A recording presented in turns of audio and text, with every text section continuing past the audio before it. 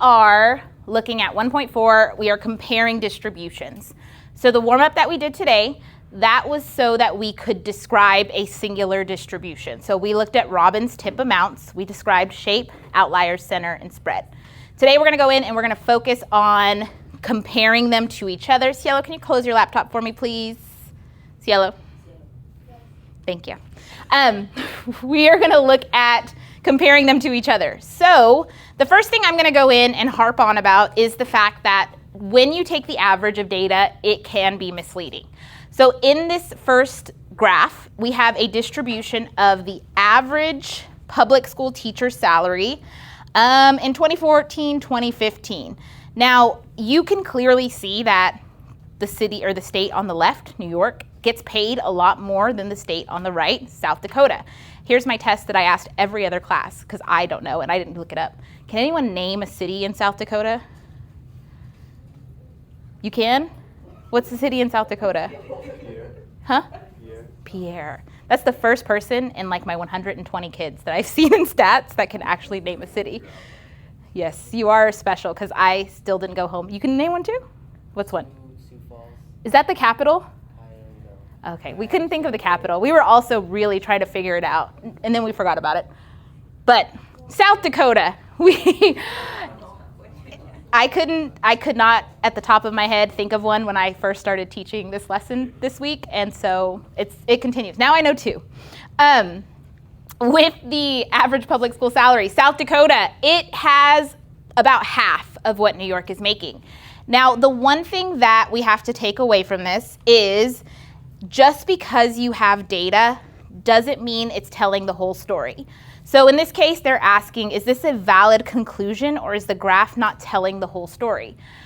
Anytime you go in and you take an average of any set of data, you are running the risk of there being an extreme value. So in this case, there's a couple of things that could be going on. For one, if you're just looking at salaries and you're not comparing cost of living or anything like that, yes, there are going to be huge discrepancies in people's salaries depending on what area they live in. Teachers in like San Francisco get paid like $150,000 a year to be a teacher, but that's because it costs a whole lot of money to live in San Francisco and be able to just afford a house or a place to live. Meanwhile, in Texas, we have a little bit cheaper of houses, so that kind of reflects in our salaries. With that being said, we also have the potential of there being extreme values in a data set from New York. So New York City, big city, lots of people. Most likely teachers are getting paid a lot more than they would if they lived in like a rural town in New York. So because there are the potential of extreme values and because it's not taking into consideration any cost of living whatsoever, that shows that this graph, while displaying the data accurately, it is reporting the average. It isn't always correct. So a few districts could be paying a lot. Now, sometimes it comes in the form of a graph where you see the data, you look at it, and it's like, okay, very clearly New York, they get paid so much more. But think of the cost of living. It could be someone in South Dakota doesn't need a lot to buy a house. They don't need a lot to pay for taxes. So when they get their $30,000, $40,000, $50,000 check, it may be more than enough. They may actually profit more than somebody who's living in New York City. So because of that, you just have to be very careful. They will sometimes try to throw this in to kind of trick you a little bit whenever they have FRQs asking you to describe distributions. Now, another thing that I'm going to harp on is you can't necessarily compare apples to oranges. So in this case, they're saying the mean teacher salary in California is $84,000, and the median income for everyone in California is $78,672. And so if you have any skew in your data, if you think back to our last set of notes, we talked about how if I have the potential for there being extreme values in the upper end, then we have a couple of things. You have the mode, again, not something we really talk a ton about. And then you have the median, and this is going to look back kind of like what we did in our warm-up. And then you have the mean. So the mean is always going to be slightly higher than the median when you have potential outliers on the high end. So in this case, because all of these values are different, it's not going to make sense for me to look at the median compared to the mean. Now, if I had symmetric data, while it's still not perfect and you still don't want to go in and say like, oh, well, I'm going to look at the median for this group and the mean for this group, they should be about the same. You should talk about the same thing kind of across the board, but it's going to be closer to the same value. So that is something you can look at. Now, in this case, because the mean is non-resistant, and remember, the only resistant values we have right now are going to be our median, IQR. I always get asked about range, and if we think about it, like if I have an extreme value, the range, of course, is going to increase. So because of that, that would be one that we consider to be non-resistant. Mean and standard deviation, non-resistant.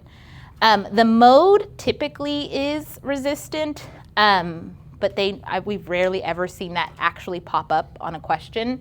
It's usually like mean, median, IQR, standard deviation, mean. Which ones are resistant? And then you pick. So the other thing that kind of shows that this is not accurate using apples and oranges is the fact that the median California teacher income is $61,000.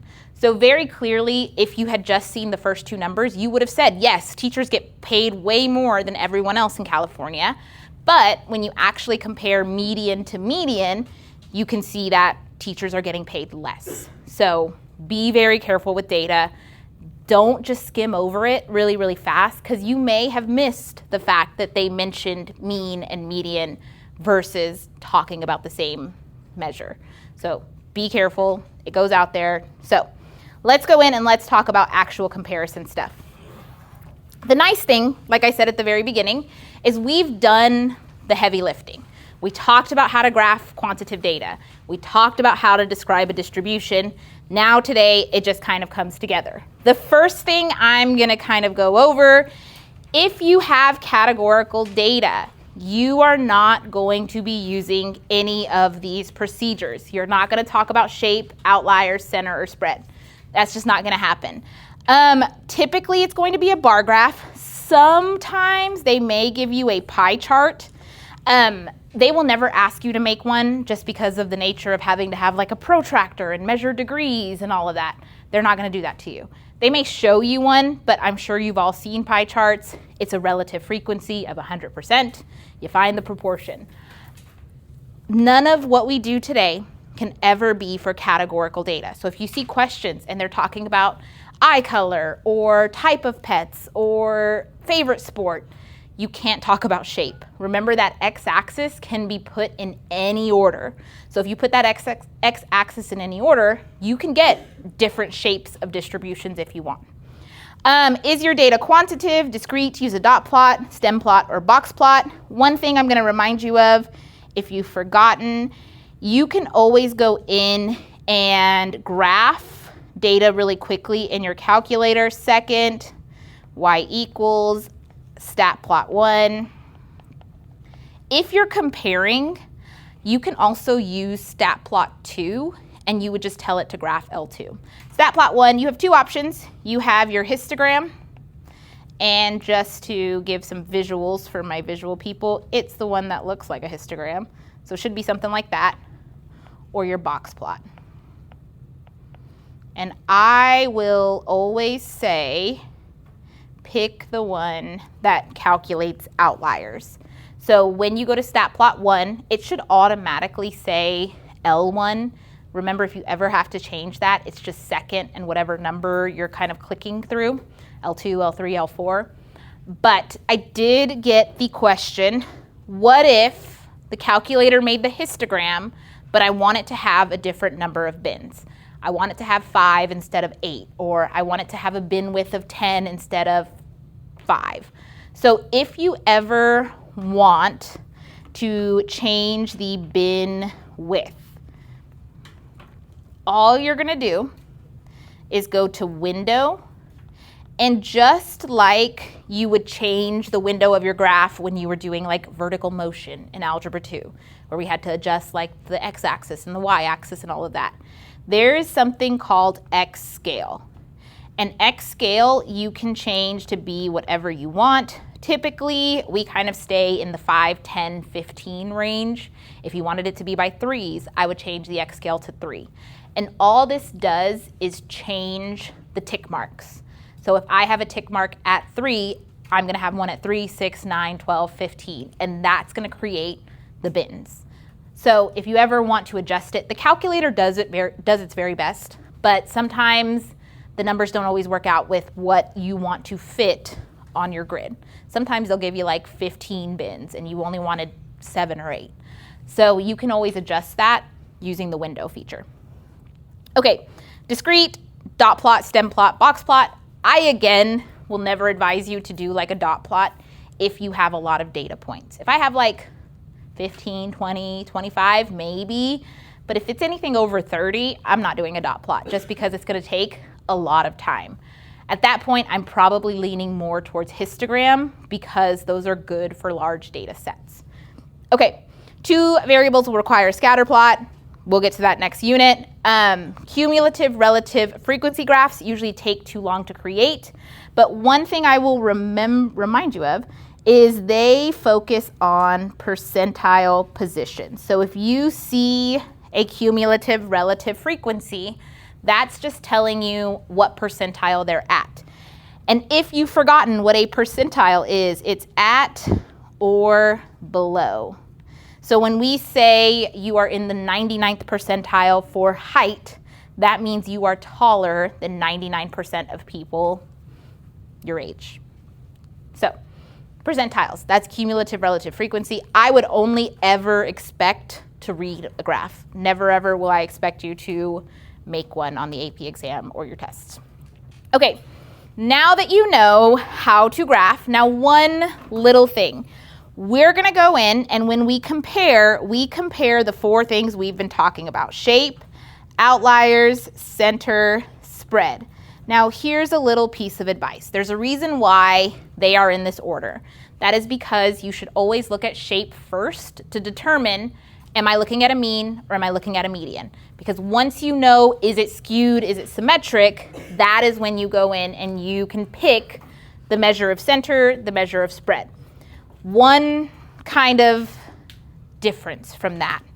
If you are looking at box plots, if you have 2 box plots side by side and you're asked to compare them, usually with box plots, it's really hard to tell what the shape is. Yes, for the most part, you can kind of see it's symmetric or it's skewed, but you lose a lot of what that variation is, that variability in the data. Sometimes you have bimodal data that looks like a perfect symmetric box plot and you can't tell. So if you ever have box plots, and because of how they're built, remember it's just a 5-number summary, always, always, always use the median and the IQR. And that's because it's there. Like, I would never recommend, oh, you have box plots, they look symmetric, report the mean. You can easily see what the median is from a box plot. Don't make your life harder. Work harder, or work smarter, not harder. So box plots, median, IQR, no matter what. The other piece of advice, kind of going with what we talked about in the beginning, if you have symmetric histograms or if you have skewed histograms, if there's a skewed histogram in the distribution, most likely you're going to refer to the medians and kind of compare that. But whatever you decide, do the same thing. So if you have a mix of them, you have a symmetric and a skewed one, you can technically compare both means and both medians. You don't have to do 2 different ones. Just make sure they're the same. If I'm deciding like, okay, I have a symmetric and I have a skewed, I'm going to talk about mean. Use mean for both of them. Or if you decide I'm going to use median for both of them, because you cannot compare apples to oranges just because of the fact that mean is non-resistant. Once you do that, you decide mean and median, range and IQR. Big note here, mean will always be paired with standard deviation. Median will always be paired with IQR. We do not mix and match. Remember, mean and standard deviation is for symmetric data, and median IQR is for skewed or data with outliers. So don't overcomplicate it. Don't look at the graph and think about it for 15 minutes. If it's skewed, use the median. If it's symmetric, use the mean. Best, just don't think too hard. It's not something that's going to be like a trick question. Now, one thing that a lot of people mess up. So we grade these FRQs over the summer for College Board, and I graded one of these like the second half of the grading window last year. And the biggest mistake that people make when they get a describing and comparing a distribution question is they will just list. So they'll tell me, okay, histogram 1, this is the mean, this is the standard deviation, this is the shape, this is the outliers. Histogram 2, this is the mean, this is the standard deviation, this is the shape, these are the outliers, and they'll list them. And they'll be perfect. They will have 100% of the right answers. However, never in listing histogram 1 and listing histogram 2 did they ever compare them to each other.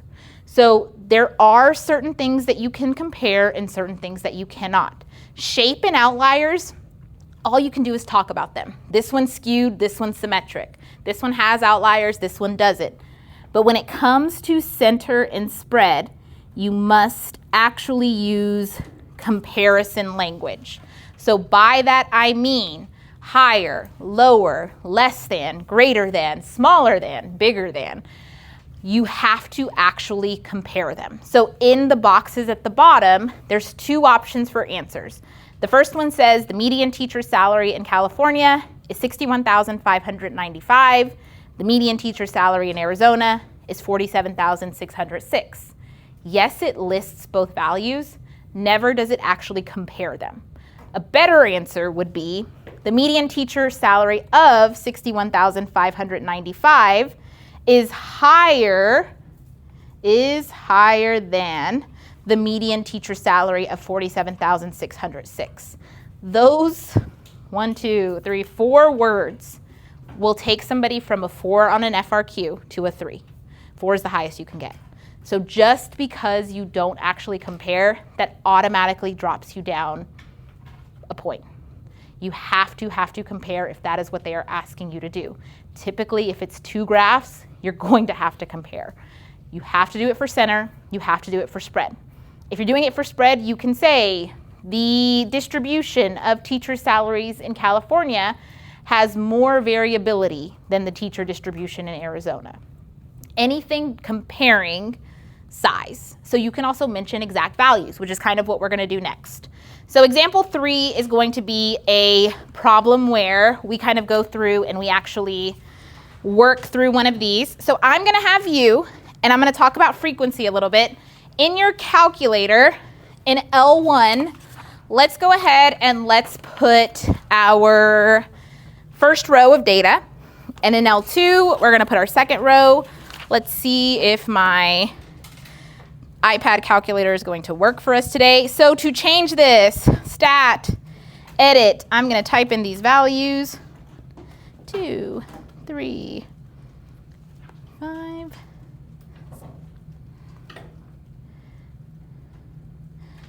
10, over to L2. Now what the frequency line of one of our stats is doing, whenever you have the same number multiple times. So in this case, they're saying the same number is going to appear 109 times. No way, no how will I ever expect you to type in 2 109 times. Realistically, not ideal. So let me go in before 26211. Okay, once you have your data into your calculator and you want to go and run one of our stats. So what we do, if we want to run one of our stats, is we're going to go to stat. We're going to go over to calc, and this is exactly what we've been doing. Everything is the same. The only difference is when you get to that frequency list part. I'm still in one var stats. Don't choose 2 var stats. That's if you have 2 separate variables. So if I'm comparing height and weight of something, I would use 2 var stats.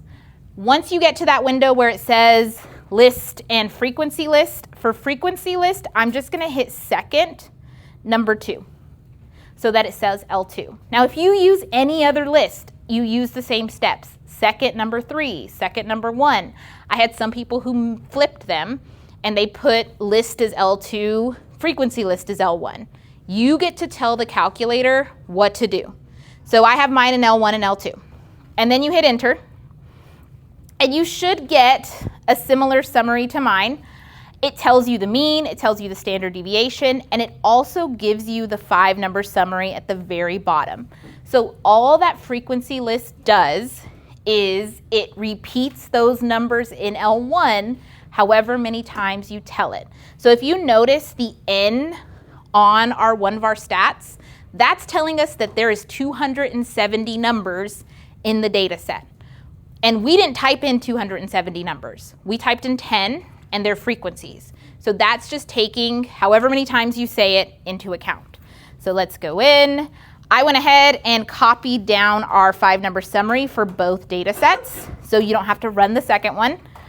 Remember, the 5-number summary is the min, Q1, median, Q3, max. And all of the quartiles represent percentiles.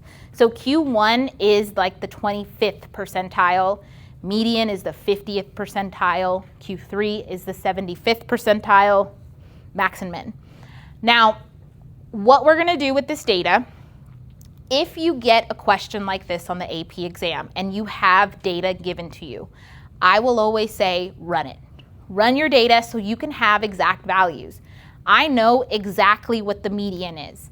I know exactly what the mean is. So when I go in to describe this distribution, I can use exact values versus having to kind of estimate it like we did in the warm-up. So I have my 5-number summary. So I'm going to go in, write a few sentences comparing the distributions. Again, College Board is tricky. They're not going to necessarily tell you to talk about shape, outlier, center, spread. They're just going to say describe the distribution, and the expectation will be that you go in and talk about these 4 things. Now, for both of these distributions, it does appear that they are skewed to the right. So I'm going to start off by saying both distributions of word lengths are right skewed. So that's going to take care of shape. You don't have to mention unimodal. You can, but as soon as you say symmetric or skewed right or skewed left, it's assumed that it's going to be unimodal. So saying unimodal isn't right or wrong. If anything, you forget to say skewedness, unimodal may give you some partial credit, so it doesn't hurt. Now, I'm doing bullet points, so you don't necessarily have to write a huge long paragraph, kind of like what I had in the warm-up. So next thing I'm going to talk about. You can have visible outliers, you can have potential outliers, usually from a graph. If I don't have the data at all, and I'm just looking, if there is an outlier, you will never say there is an outlier at blank. So if you have an outlier and you can mathematically check, that is when you can say, yes, this is for sure an outlier. Otherwise, we always say there is a potential outlier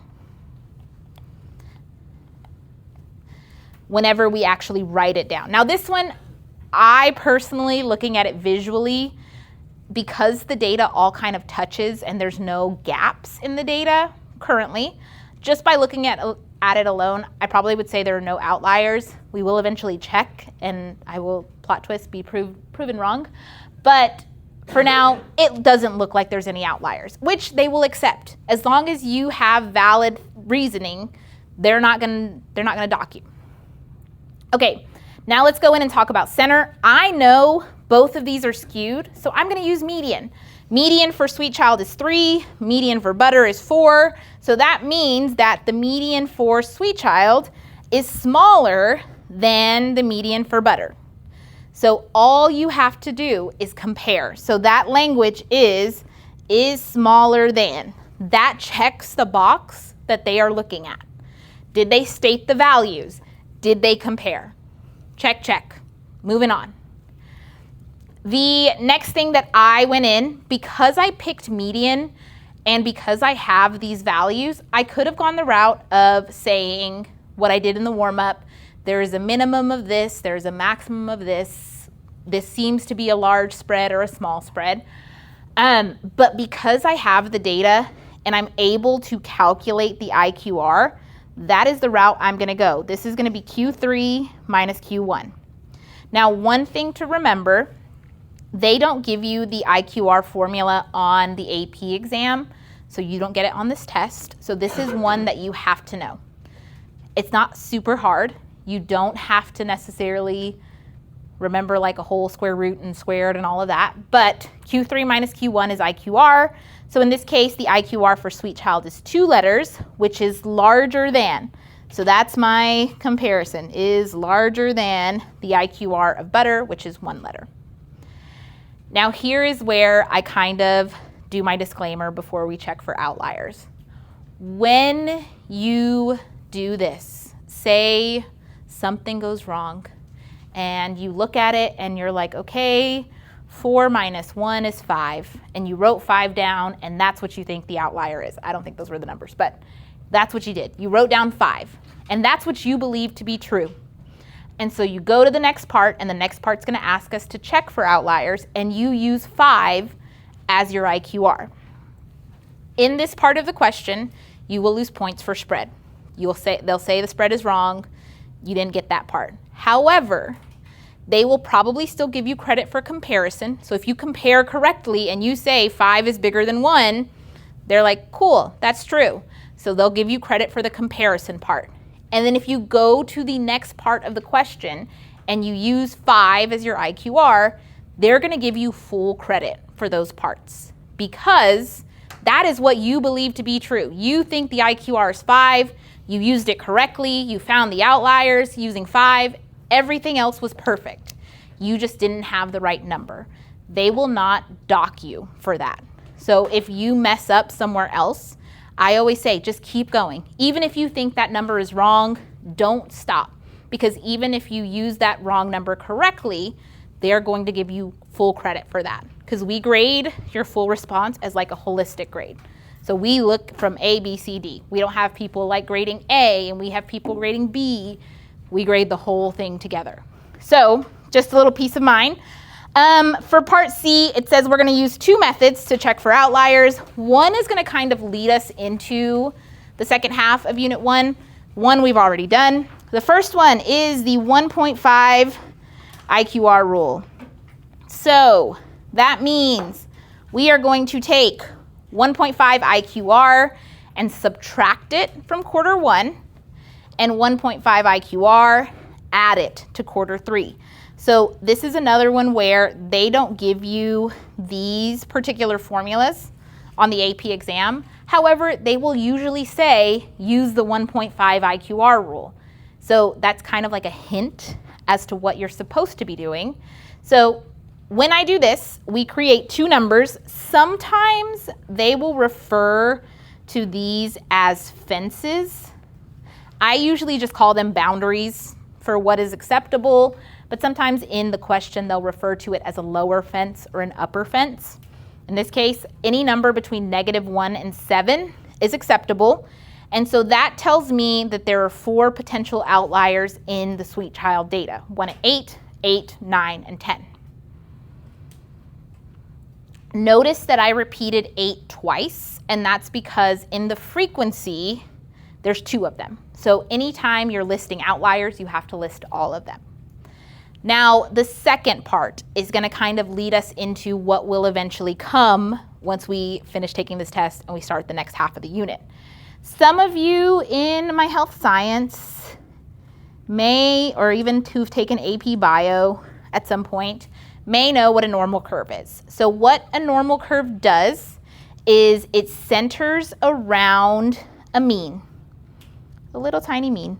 We call this the true mean because if I go out and I collect data and I put everybody's data on a dot plot, my dot plot, the highest point is most likely going to be the mean. In the case of normal distributions, we have a rule. If we go out 1 standard deviation, So -1 standard deviation and +1 standard deviation. If we go out 1 standard deviation, most likely you're capturing about 68% of your population. So if you're in, like, they tell you you're the 60th percentile for height, you're pretty average. They say you're the 67th, pretty average. So if you're within 68% of the center, standard, normal, we expect it to happen. And then you go out another standard deviation. So we go out one more. So -2 standard deviations, +2 standard deviations.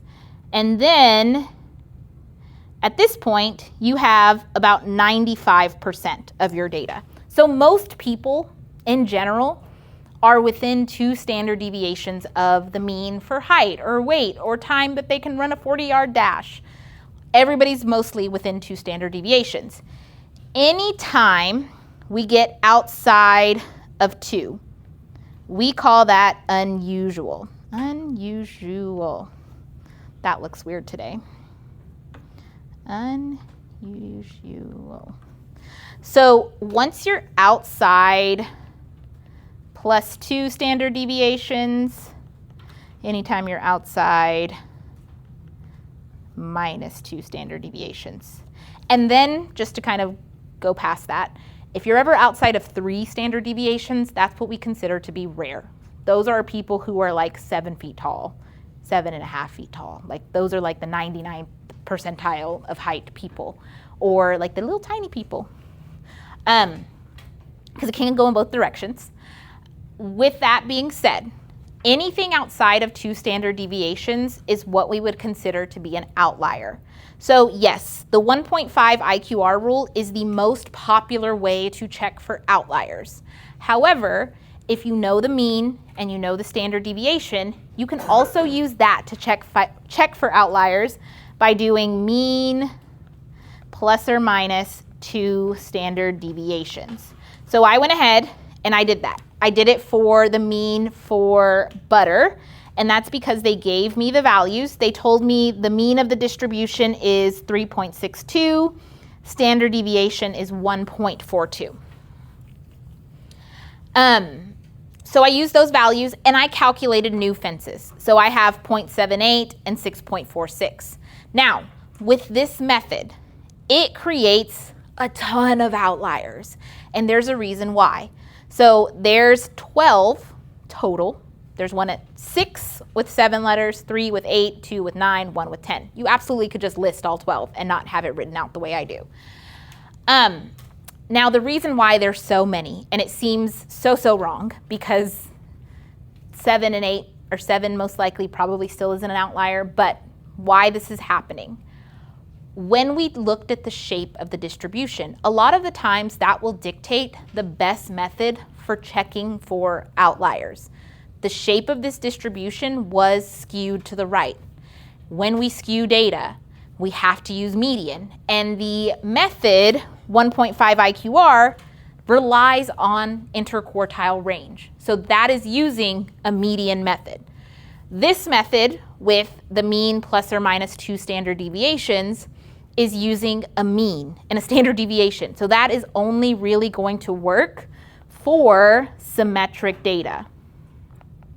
So because our data wasn't symmetric, that is why this method seems so far off.